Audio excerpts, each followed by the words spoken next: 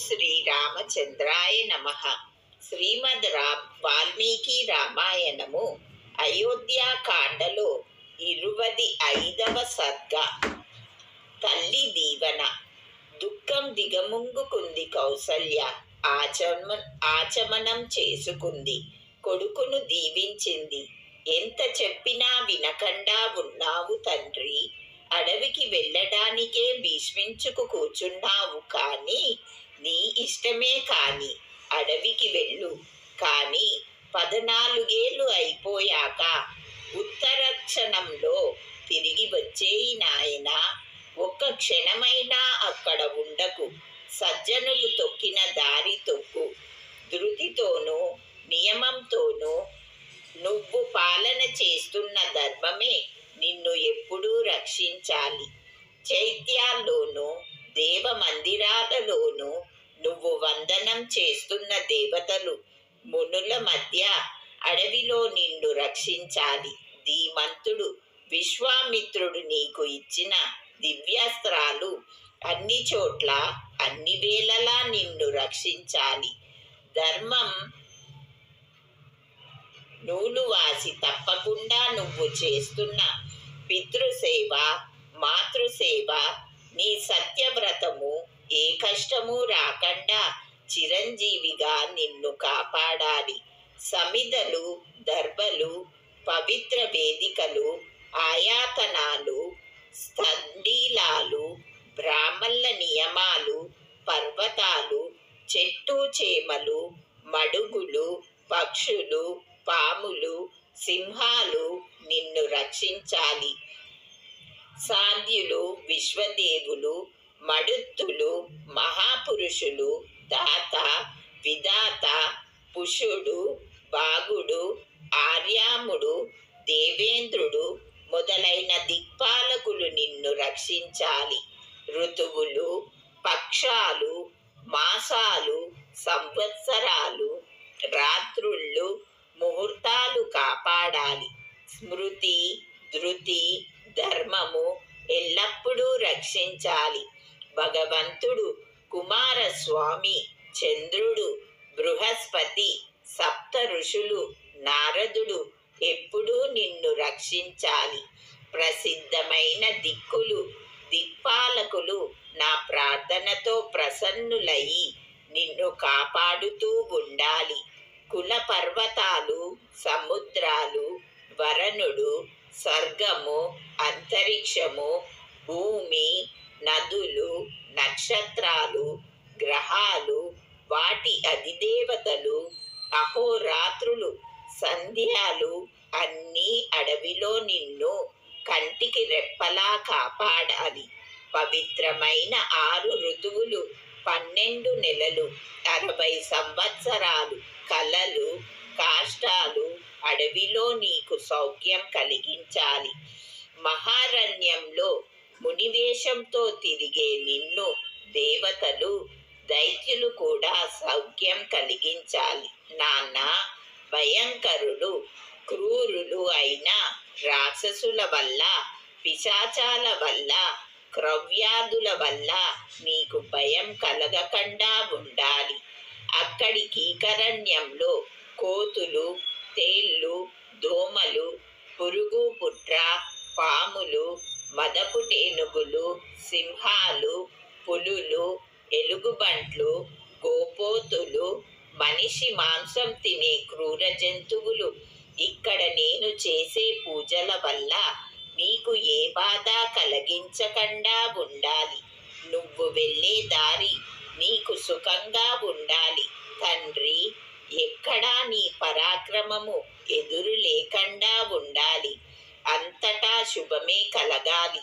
వెళ్ళు నాయనా, వెళ్ళు. అంతరిక్షంలోని దేవతలు, భూమి మీద దేవతలు అంతమంది నీకు శుభం కలిగించాలి. బృహస్పతి, సూర్యుడు, చంద్రుడు, కుబేరుడు, యముడు నా పూజలు అందుకుని దండకారణ్యంలో నిన్ను రక్షించాలి. స్నానం చేసినప్పుడు, ఆచమనం చేసుకున్నప్పుడు అగ్ని, వాయువు, ధూమము, మహారుషులు మంత్రాలు నిన్ను కాపాడాలి. స్వర్గలోకాలికి ప్రభువైన బ్రహ్మ సమస్త భూతాలికి భర్త నారాయణమూర్తి తక్కిన 50 మంది దేవతలు మునులు వనవాసంలో నిన్ను అన్ని విధాలా కాపాడాలి. ఇలా ఆశీర్వదిస్తూ ఆమె పూలదండలతోనూ గంధాలతోనూ రకరకాల స్తోత్రాలతోనూ 50 మంది దేవతల్ని పూజించింది. రాముడికి శుభం కలగడం కోసం అగ్నిహోత్రం పట్టుకు వచ్చి మహాత్ముడైన ఒక బ్రాహ్మడి చేత శాస్త్రోక్తంగా హోమం చేయించింది. హోమానికి తెల్లటి పూలదండలు, నెయ్యి, సమిదలు, తెల్లవాలు అన్నీ తెప్పించింది.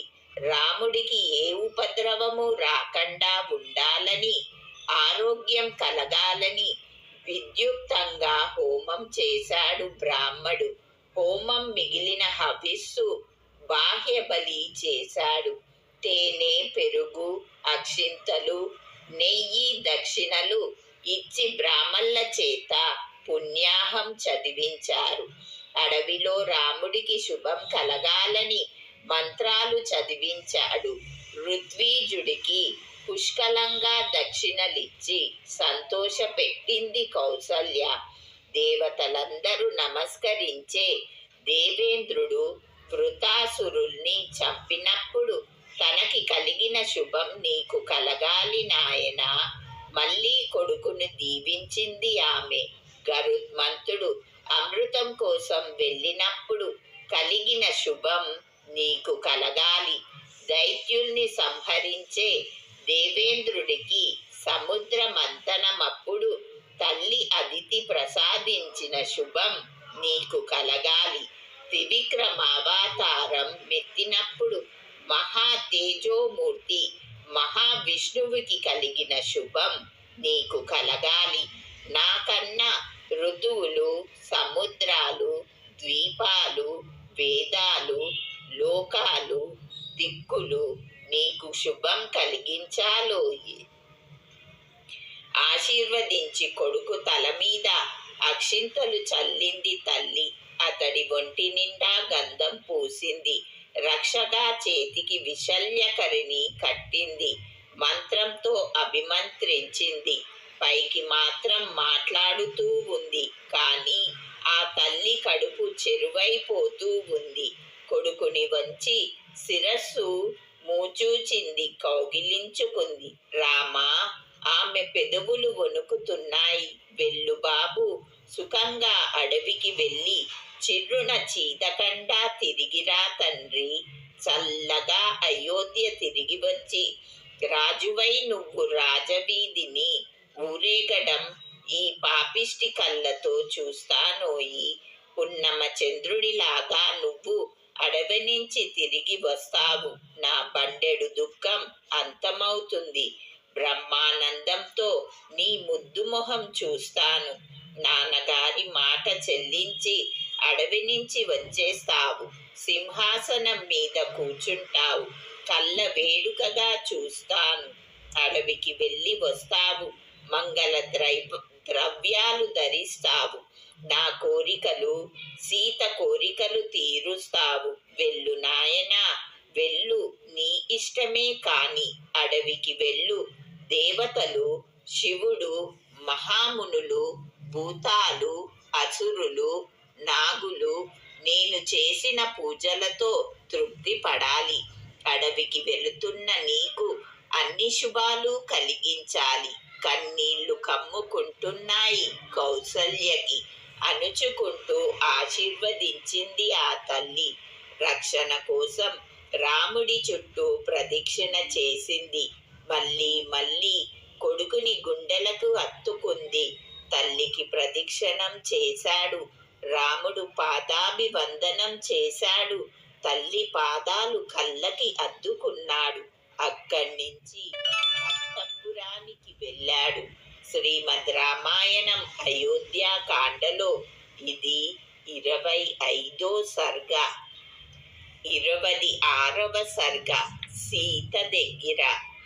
తల్లికి నమస్కరించి అడవికి వెళ్ళే నిశ్చయంతో సీత అంతఃపురానికి బయలుదేరాడు రాముడు. జనం కిటకిటలాడుతూ ఉన్న రాజవీధిని వెళ్తున్నాడతడు. చూసి కలతపడిపోయారు ప్రజలు. పాపం సీతకి ఇదేమీ తెలియదు. అభిషేకం కోసం వ్రతనిష్టతోనే ఉంది ఆమె. భర్త యువరాజు అవుతాడు, ఇప్పుడే పట్టాభిషేకం జరుగుతుంది. ఈ ఆలోచనలోనే మునిగి ఉంది. ఆమె భర్త పట్టాభిషేకం అయిన తరువాత దేవపూజ చేసుకుని తాను ఏం చెయ్యాలో అదంతా ఆమెకి తెలుసు. అందుకనే ఆమె రాముడి కోసం ఎదురు చూస్తూ ఉంది. దివ్యంగా అలంకరించి ఉంది అంతఃపురం. అంతమంది ఆనందంతో ఉన్నారు అక్కడ. తల వంచుకుని లోపలికి వెళ్ళాడు రాముడు. మొహం వాడిపోయి ఉంది. విచారంతో ఇంద్రియాలన్నీ కలతపడిపోతున్నాయి. చూసింది సీత. ఉన్న ఫలాన లేచి నుంచుంది. భయంతో గడగడలాడిపోయింది ఆమె. అంతవరకు రాముడు అణుచుకుంటూనే ఉన్నాడు దుఃఖం. కాని సీతను చూశాక ఆపుకోలేకపోయాడు. అతడి ఒళ్ళంతా ముచ్చెమటలు పోశాయి. మొహం వెలవెలపోయింది. ఏమిటి ప్రభూ ఇది? తడబడిపోతూ అడిగింది సీత. సంసత్కరము బృహస్పతి దేవతానీకము అయిన పుష్యమి నక్షత్రం అభిషేకానికి యోగ్యమైందని నిశ్చయించారు కదా. ఇప్పుడు అది వచ్చిందని చెబుతున్నారు. తెలిసినది బ్రాహ్మలు. ఈ శుభ సమయంలో ఈ విచారమేం వచ్చింది ప్రభూ? 100 కమ్ములతో నురుగులాంటి తెల్ల గొడుగు నీ తల మీద అవుపడదేమి? అందమైన మొహం వాడిపోయిందేమి? చంద్రుడి లాంటి హంసలాంటి తెల్లటి చామరాలు ఇటు అటు లేవేమి? తామర రేకుల కళ్ళ మొహం చిన్నపోయిందేమి? మాటకారి మగాదులు నూతులు మంగళ వచనాలతో స్తోత్ర పాఠాలు చెయ్యరేం? ఆనందమే అవుపడదేమి? వేద పారుగులైన బ్రాహ్మలు నీ తల మీద తేనె పెరుగు చల్లరేం? తీర్థజలాలు అభిషేకించరేమి? ఏరి నీ వెంట ముఖ్యులైన రాజ్యోద్యోగులు రారేం? ముస్తాబు చేసుకున్న పౌరులు పల్లె ప్రజలు ఏరి?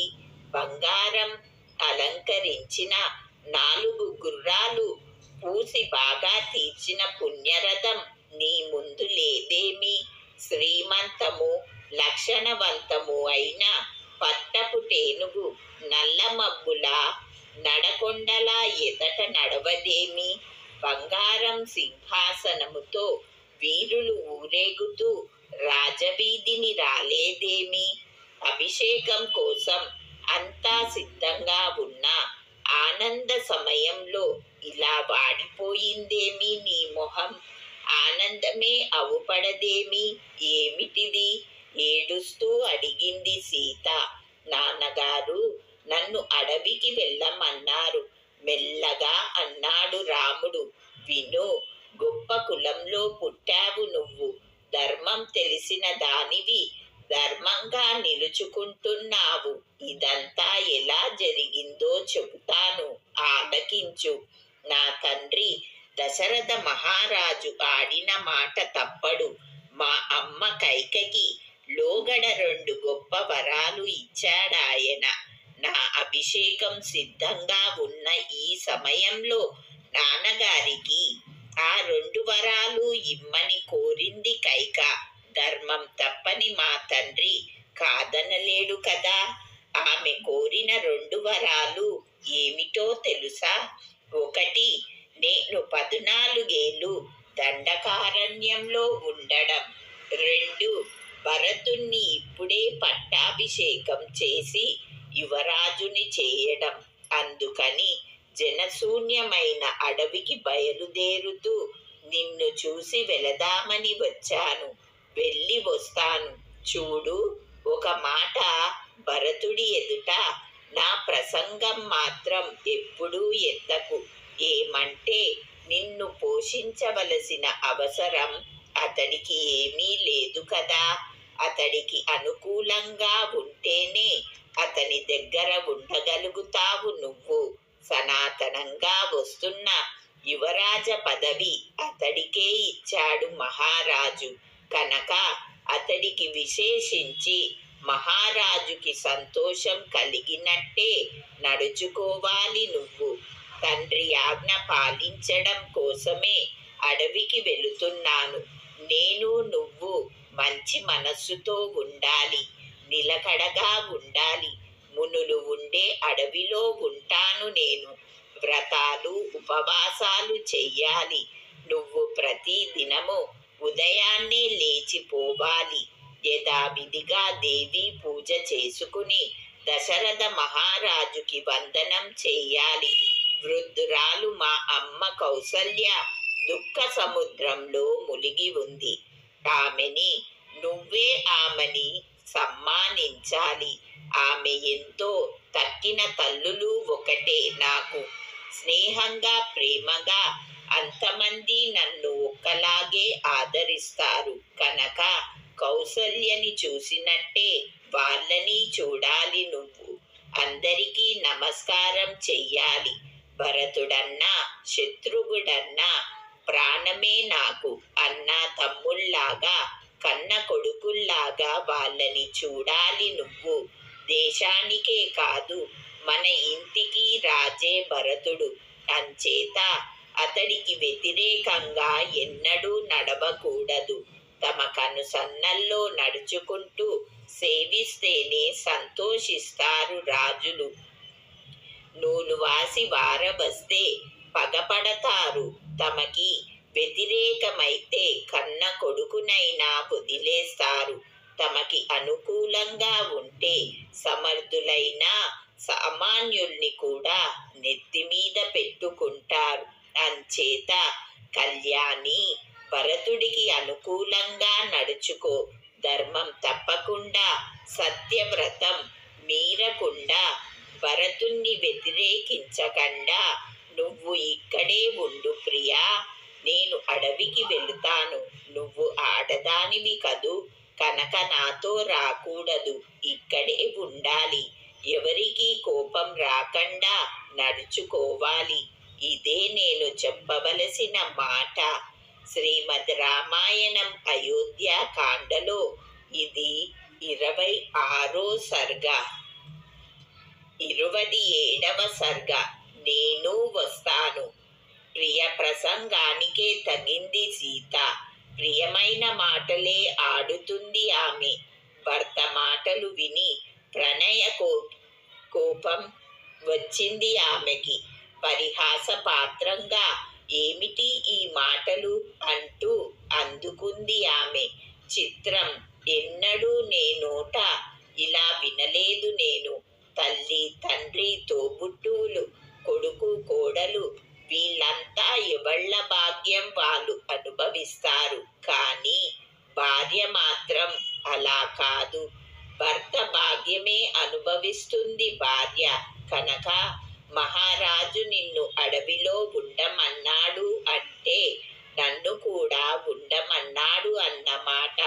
ఈ లోకంలోనూ ఆ లోకంలోనూ ఎప్పుడు భర్త ఒక్కడే గతి స్త్రీలకి. తల్లి తండ్రి కొడుకు చెలికత్తెలు ఎవ్వరూ కారు. ఇప్పుడు నువ్వు అడవికి వెళితే నీ వెంట నేను వస్తానని ముందు నడుస్తాను. గడ్డి గాథ నా కాళ్ళతో ఒత్తుతూ దారి నీకు మెత్తగా చేస్తాను. నీ పాదాలు నొవ్వనివ్వను. తాగాక మిగిలిన నీళ్లు వదిలేసినట్టు కోపం వదిలిపెట్టు. ఇసు వద్దు. నన్ను నమ్ము నీతో రాని నిన్ను వదిలి ఉండడం పాపం. అది రానివ్వకు నాకు. మేడలోనూ విమానాల్లోనూ ఉండడం, ఆకాశ వీధుల్లో తిరగడము, వీటన్నిటికంటే అన్ని అవస్థల్లోనూ భర్త పాదాలు ఆశ్రయించుకుని బతకడమే మేలు ఆడదానికి. మా అమ్మ నాన్న ఇదే విషయం నూరిపోశారు నాకు. నేను ఎలా నడుచుకోవాలా ఇప్పుడు వేరే చెప్పనక్కరలేదు. అదంతా లోగడ మా తల్లిదండ్రులే ఉపదేశించారు. ఎంత కీకరణ్యమైనా సరే, పిట్ట మనిషి ఉండకపోయినా సరే, పులులు, తోడేళ్ళు, రకరకాల క్రూర మృగాలు దట్టంగా ఉన్నా సరే, నేను వస్తాను అడవికి. 3 లోకాల ఏలుబడి అయినా వద్దు నాకు. నువ్వు ఎదుట ఉంటే అదే చాలు. కన్నవారింట ఉన్నట్టు సుఖంగా అడవిలో ఉంటాను. ఎప్పుడూ నీ సేవ చేస్తాను. తప్పను. బ్రహ్మచార్య వ్రతం పాలిస్తాను. తేనె వాసన గుమ్ముకుంటూ ఉంటుంది అడవి. నీతో ఉంటాను. నువ్వుంటే నాకేం భయం? అడవిలో అందరినీ రక్షించగలవు. నన్ను రక్షించడం ఒక లెక్క మీకు? నీతో అడవికి వస్తాను. తప్పదు. ముమ్మాటికి ఇదే నా నిశ్చయం. నన్ను ఆపలేవు. నేను దుంపలు, పళ్ళు తింటాను. నమ్ము. ఏ ఇబ్బంది పెట్టను నిన్ను. నీ నీడలోనే నడుస్తాను. ధీమంతుడివి నువ్వు. నువ్వు తోడుంటే భయమేమిటి? అడవిలో నదులు, కొండలు, చెరువులు ఉంటాయి. ఎంచక్కా అవన్నీ చూడాలని ఉంది నాకు. హంసలు, నీటి కోళ్ళు, వాటితోనూ పూసిన తామర పువ్వులలోనూ సరోవరాలుంటాయి. అవన్నీ నీతో కలిసి చూస్తాను. నియమంతో స్నానమాడుతాను. ఆనందంగా కలిసి జలక్రీడలాడుతాను. ఇలా 100,000 సంవత్సరాలైనా నీతో అడవిలో ఉంటాను. దీని ముందు స్వర్గం దిగదుడుపు నాకు. నువ్వు లేని స్వర్గం ఇట్టే వదిలేస్తాను. అడుగు పెట్టరందైనా సరే అడవికి నీతో వస్తాను. కోతులు, ఏనుగులు మొదలైన మృగాలు ఎన్ని ఉండినా ఉండుగాక. తప్పకుండా వస్తాను. నీ పాదాల దగ్గర ఉంటేనా పుట్టింట ఉన్నట్టే ఉంటుంది. నీతోటే నా లోకం. ఇంకొకటి తెలియదు నాకు. నువ్వు వదిలేసిపోతే చచ్చిపోతాను. నీతో తీసుకువెళ్ళు. నా ప్రార్థన మన్నించు. నేనేమీ భారం కాను నీకు అంటూ ప్రాధేయపడింది. ధర్మవత్సలుడు రాముడు. అంత ప్రాధేయపడుతున్న ఆమెని అడవికి తీసుకువెళ్ళడం తనకి నచ్చలేదు. ఎలా అయినా ఆమెని ఆపేయాలి. అందుకని అడవిలో కష్టాలు వివరించాడు.